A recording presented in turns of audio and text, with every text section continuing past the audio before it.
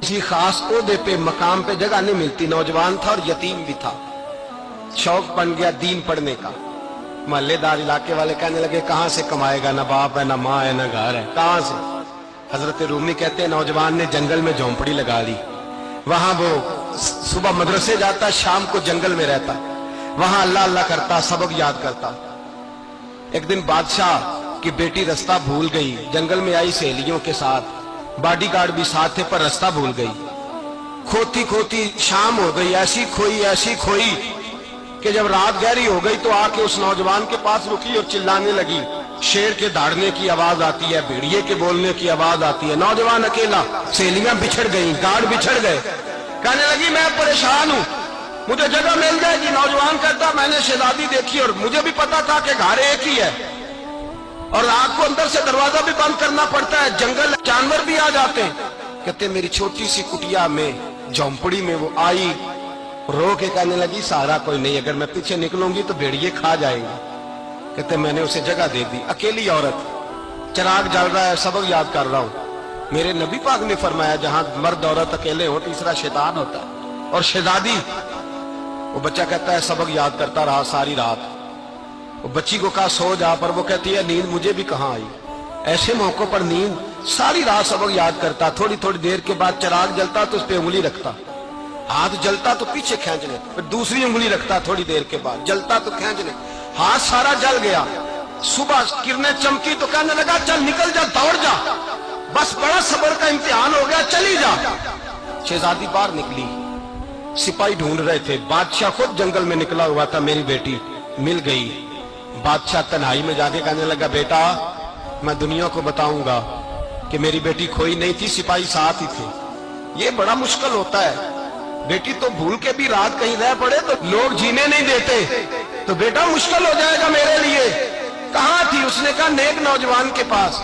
उसने कहा बेटा मैं तो तेरी बात मानूंगा पर दुनिया नहीं मानेगी। अगर उस नौजवान ने किसी को बता दिया कि तू उसके पास थी तो फिर लोग मेरा जीना मुहाल कर देंगे। बेटा मैं मर जाऊंगा, मेरी मजबूरी ये है कि वो कहीं राज ना उगल दे वो नौजवान, उसे कत्ल करना पड़ेगा। औरत ने मिन्नतें की, उस बेटी ने कहा मेरे मौसम को मारोगे, रोई। और वो कहने लगा मैं बादशाह हूं, मेरा अपना विकार है, मैं उसको छोड़ नहीं सकता। गिरफ्तार कर लाए सिपाही, वक्त तय हो गया सजा का। अकेले काल कोठरी में रखा गया, जो उसके खास एतबार वाले थे उनकी ड्यूटी लगाई। बादशाह ने बुलाया तालिब इल्म को, आया। औरत कहने लगी, बेटी कहने लगी एक दफा तो बुलाओ ना, एक सवाल बस पर्दे में रह के पूछना है और फिर जो आपका जी चाहे, मेरे मौसम को मारना तो है, तो मर्जी आपकी। सामने खड़ा किया, नौजवान पर्दे के पीछे, औरत खड़ी हो गई, बादशाह बीच बैठ गया। बीबी कहने लगी सारी रात बेदार मैं भी रही, सोया तू भी नहीं। वो जो तू चिराग के करीब हाथ लगा के जलाता था वो समझ नहीं आई। नौजवान रो पड़ा, कहने लगा क्या करूं, मैंने रसूलुल्लाह का दीन पढ़ा है, क्या करूं, मैंने हुजूर का दीन पढ़ा है। मैंने पढ़ा है कि जानी को सबसे नीचे दोज़ख के सबसे निचले दर्जे में जलाया जाएगा, उसे जहन्नमियों का पीप और रोशा पिलाया जाएगा, गंद खिलाया जाएगा। ये रवायतें पड़ी हुई थी। थोड़ी थोड़ी देर के बाद शैतान मुझे कहता था बदकारी कर ले, मैं अपना हाथ उसी वक्त जब शैतान मशवरा देता तो मैं आग पे करता, मैं कहता अगर ये बर्दाश्त हो गई तो वो भी हो जाएगी। जब हाथ जलता तो मैं समझ जाता नहीं तुझसे तो ये नहीं बर्दाश्त होती तो वो कैसे होगी।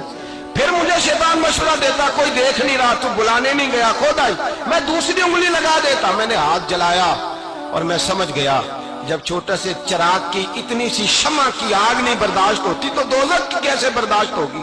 कहता मैं बाज आया। बादशाह ने ये कहानी सुनी, लफ्ज सुने तो चीख मार के रोया, कहने लगा तालिब इल्म तू तो मेरे नबी का सच्चा गुलाम है और मेरे रसूल के जो सच्चे गुलाम होते हैं उन्हें फांसियां नहीं दी जाती, उन्हें तख्त पे बिठाया जाता है। अब तुझे सजा नहीं होगी बल्कि मैं अपनी बेटी का निकाह तेरे साथ करूंगा और मेरे बाद इस सल्तनत का बादशाह भी तू ही बनेगा।